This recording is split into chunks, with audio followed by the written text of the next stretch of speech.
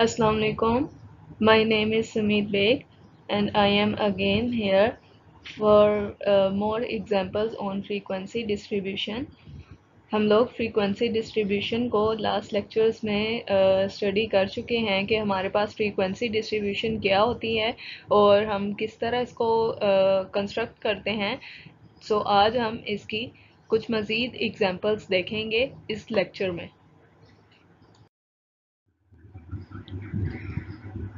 First हमारे पास जो example है फ्रीक्वेंसी डिस्ट्रीब्यूशन की, उसमें हमें क्या कहा गया है, make a group frequency distribution from the following data relating to the weight recorded to the nearest grams of 60 apples picked out at random from a consignment।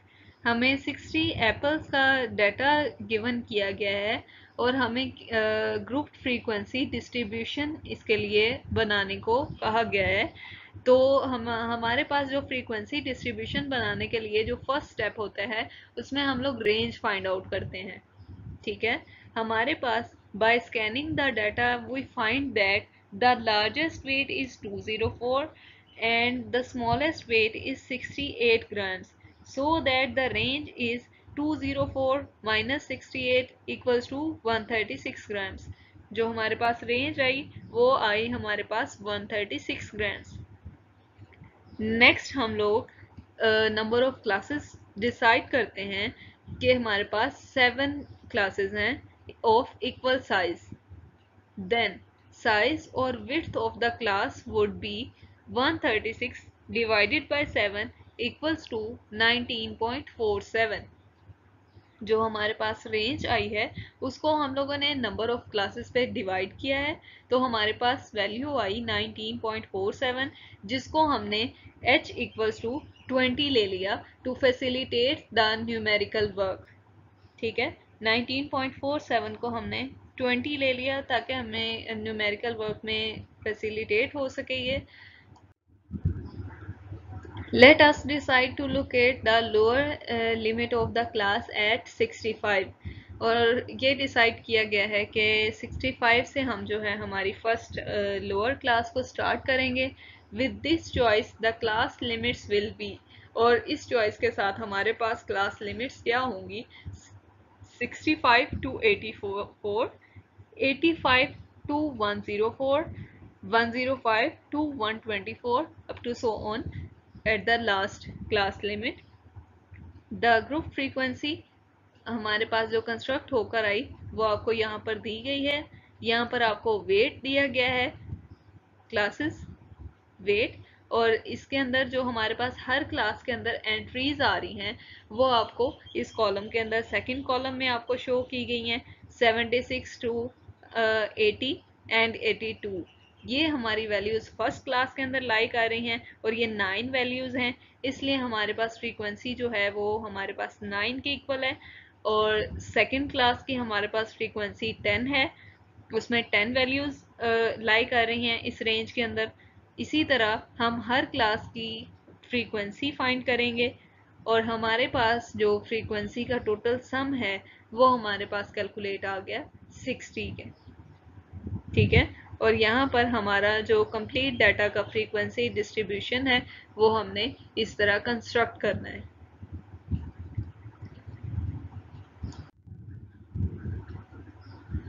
अब हम अपनी सेकेंड एग्जाम्पल देखते हैं। Given below are the mean annual death rates per 1000 at ages 20 to 65 in each of 88 occupational groups। हमें 88 groups का data हमें दिया गया है एनुअल डेथ रेट्स का at the ages of 20 to 65। Construct a group frequency distribution. ठीक है, हमें 88 वैल्यूज़ का फ्रीक्वेंसी डिस्ट्रीब्यूशन कंस्ट्रक्ट करना है। इसके लिए जो हमारे पास सबसे पहला स्टेप है वो रेंज है। इस डाटा के लिए भी हम रेंज फाइंड करेंगे। इसकी जो लार्जर वैल्यू है डाटा की वो है 14 और जो स्मॉलेस्ट वैल्यू आई है वो हमारे पास है 3.9, so that the range is 14 minus 3.9 equals to 10.1। ये हमारे पास रेंज कैलकुलेट होकर आ गई। As the data are recorded to 1 decimal place, जो हमारे पास डाटा गिवन है वो हमारे पास 1 डेसिमल प्लेस तक रिकॉर्ड किया गया है। We may therefore locate the lower class limit of the first group at 3.5 और इसके रिस्पेक्ट हम ये लोकेट करते हैं लोअर क्लास लिमिट अपनी 3.5 से लोकेट करते हैं हम। Let us choose a class interval of 1 और क्लास इंटरवल हमारे पास 1 लिया गया है जो कि रेंज ओवर क्लासेस को डिवाइड करने से हमारे पास आता है। Then the class limits are specified as, तो जो इस तरह हमारे पास क्लास लिमिट्स बनेंगी वो हमारे पास फर्स्ट क्लास जो होगी वो होगी 3.5 टू 4.4 और नेक्स्ट होगी 4.5 टू 5.4 और इसी तरह हम सारे डाटा को क्लासेस में डिवाइड कर देंगे और जो कि हमें नेक्स्ट टेबल से आपको दिखाया गया है कैसे इसको टेबुलेटेड फॉर्म में रिप्रेजेंट करना है। यहाँ पर डेथ रेट्स दिए गए हैं क्लासेस की फॉर्म में और उनकी फ्रीक्वेंसी दी गई है कि हर क्लास के अगेंस्ट कितनी वैल्यूज लाइक आ रही थी उस क्लास के रिस्पेक्ट। ठीक है, हमारे पास 3.5 टू 4.4 में एक वैल्यू लाइक आ रही है इस रेंज में, सो frequency is 1।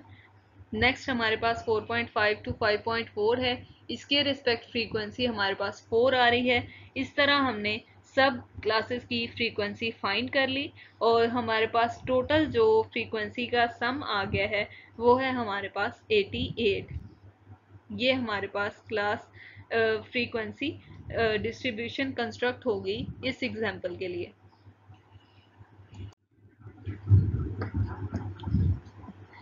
Construct a frequency distribution for the data below.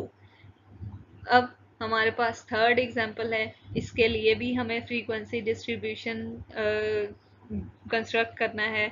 इसका भी हमने by scanning the data we find the largest value is 81.71 and the smallest value is 18.95 so that the range is 18.71 minus 18.95 equals to 62.76। 62.76 हमारे पास range find होकर आ गई। Suppose we decide to take 5 classes और हम 5 classes decide करते हैं, then size of the class interval would be, size हमारे पास वही जैसे हम पीछे पढ़ चुके हैं, range divided by classes equals to 12.55। ठीक है, इसको भी हम 12.55 को राउंड करके हम इसको नेक्स्ट इंटीजर वैल्यू पे ले जाएंगे h इक्वल्स टू 13। ठीक है, हमारे पास h जो होगा वो 13 होगा। तो इसके रिस्पेक्ट जो हमारे पास हम फर्स्ट जो 2 डेसिमल प्लेसेस तक हमारा डाटा रिकॉर्ड किया गया है, तो हम जो लोअर लिमिट है वो हम डिसाइड करते हैं कि हम फर्स्ट ग्रुप की 18 से स्टार्ट करते हैं। ठीक है, 18 के साथ इस चॉइस के साथ अगर हम लोअर क्लास लिमिट स्टार्ट करते हैं तो हमारे पास जो क्लासेस आएंगी वो आएंगी 18 टू 30.99, नेक्स्ट आएगी 31 टू 43.99 और इस तरह क्लासेस के अंदर हमारा डाटा डिवाइड होकर आ जाएगा, जो कि आपको गिवन बिलो जो टेबल है वो शो कर रहा है कि हमारे पास क्लासेस कंस्ट्रक्ट हो गई हैं 5 क्लासेस और जो फ्रीक्वेंसी है उन क्लासेस के अगेंस्ट वो फ्रीक्वेंसी हमने लोकेट कर दी टेबल के अंदर और जो फ्रीक्वेंसी का हमारा सम आ रहा है वो हमारा सम टोटल 30 आ रहा है।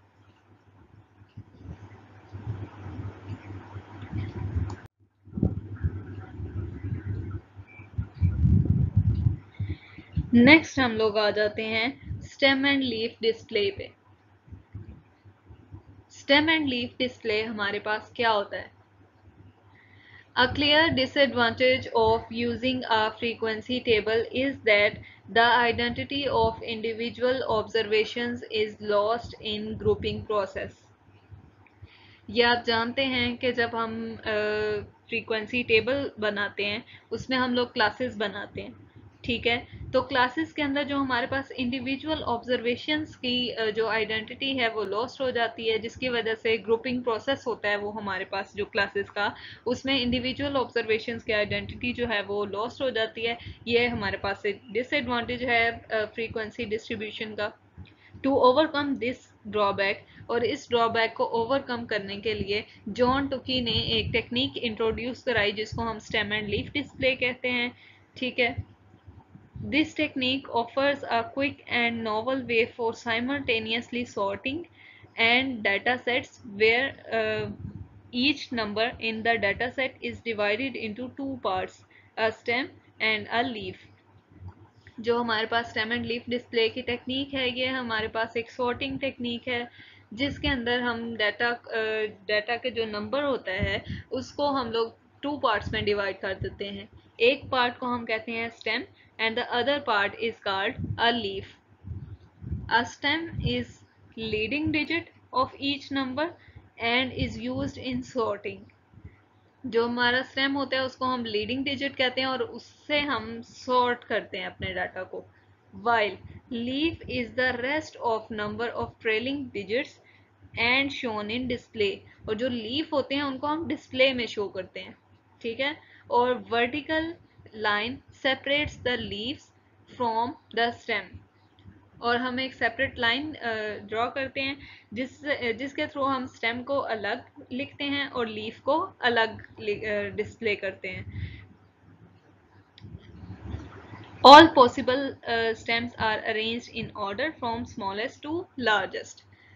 ठीक है, जो हमारे पास स्टेम्स आएंगी उनको हम स्मॉलेस्ट टू लार्जेस्ट ऑर्डर के अंदर अरेंज करेंगे and placed on the left side of the line, और उसको हम लेफ्ट साइड ऑफ लाइन पे डिस्प्ले करते हैं। ठीक है, ये हमारे पास स्टेम एंड लीफ डिस्प्ले है। इसको हम एग्जाम्पल के थ्रू भी देख लेते हैं। एग्जाम्पल में हमें नंबर दिया गया है, ठीक है, नंबर है 243। इसको अब हम स्प्लिट करेंगे स्टेम एंड लीफ डिस्प्ले के लिए। तो हम इसको इस तरह स्प्लिट कर सकते हैं कि हम लीडिंग डिजिट इसमें रख लें 2, जिसको हम कहेंगे स्टेम। तो हमारे पास जो बाकी डिजिट्स हैं वो होंगे ट्रेलिंग डिजिट, जिसको हम कहेंगे लीफ।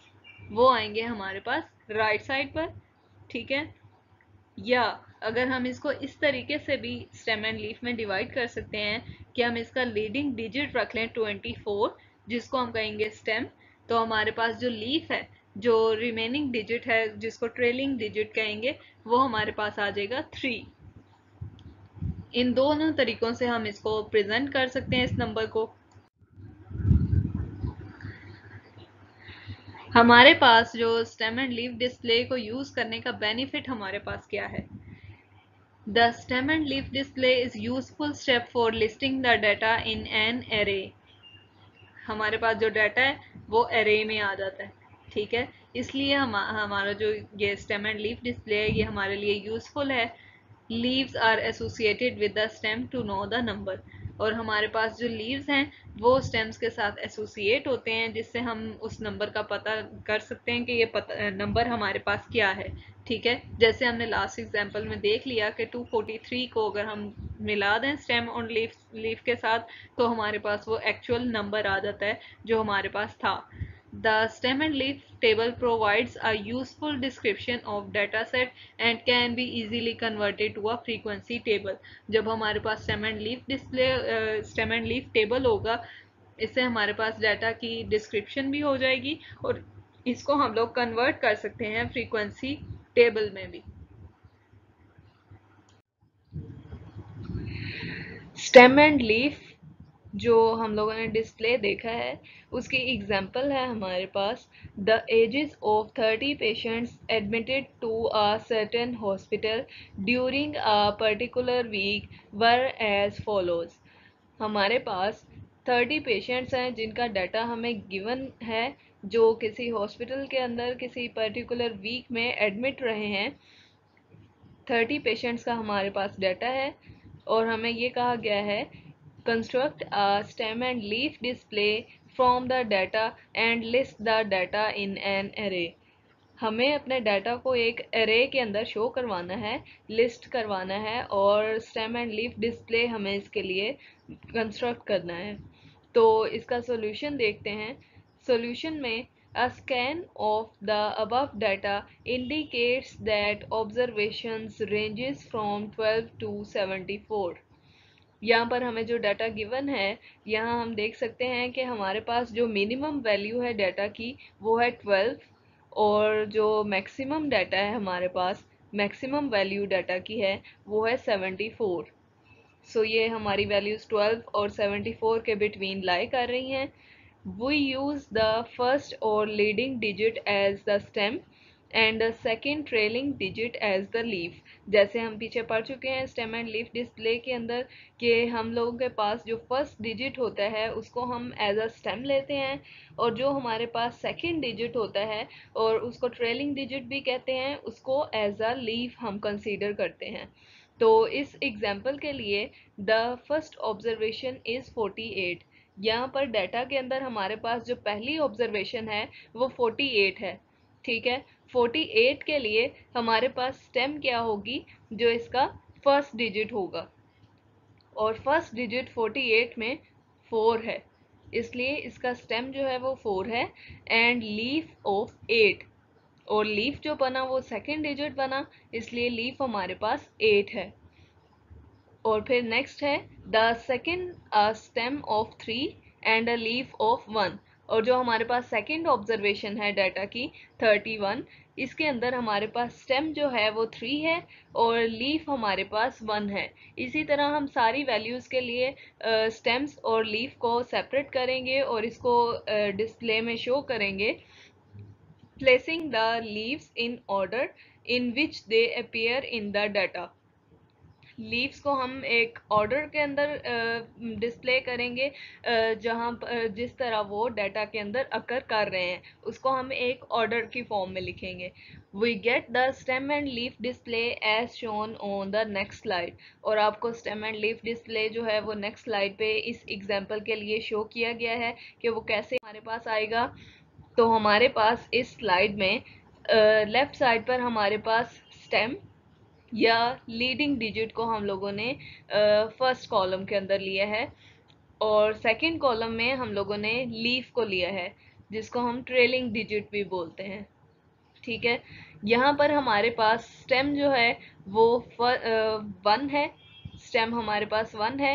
1 के साथ हमारे पास पहले है 18, इसलिए 1 हमारा स्टेम है, और लीफ जो है हमारे पास वो है 8, और नेक्स्ट डिजिट जो है वो है 12, इसलिए हमारे पास 1 जो है वो स्टेम है और 2 जो है वो लीफ है। इसी तरह हमने सारे डाटा के लिए हमारे पास स्टेम जो है उसको हमने असेंडिंग ऑर्डर के अंदर अरेंज कर देना है डाटा कॉलम में। असेंडिंग ऑर्डर में इसको डिस्प्ले में हमने शो कर देना है, और इसके साथ जो लीव्स एसोसिएटेड हैं उनको हमने नेक्स्ट कॉलम में उसके सामने हमने उसको प्लेस कर देना है।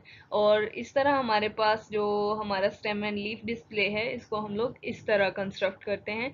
ये हमारे पास स्टेम एंड लीफ डिस्प्ले है इस एग्जाम्पल के लिए।